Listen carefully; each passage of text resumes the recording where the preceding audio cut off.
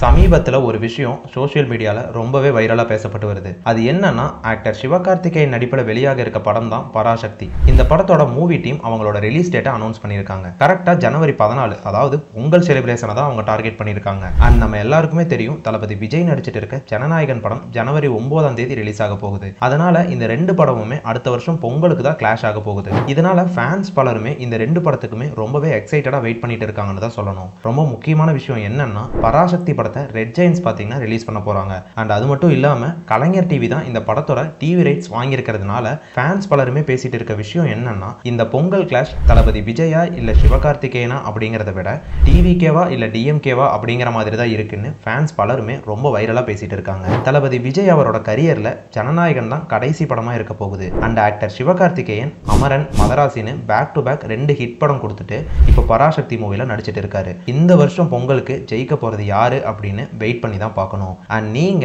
இந்த கிளாஷ்ல ஜெயிக்க போறது துப்பாக்கியை கொடுத்த விஜயா இல்ல அந்த துப்பாக்கியை வாங்கின சிவகார்த்திகேயனா அப்படிங்கிறத கமெண்ட்ல சொல்லுங்க.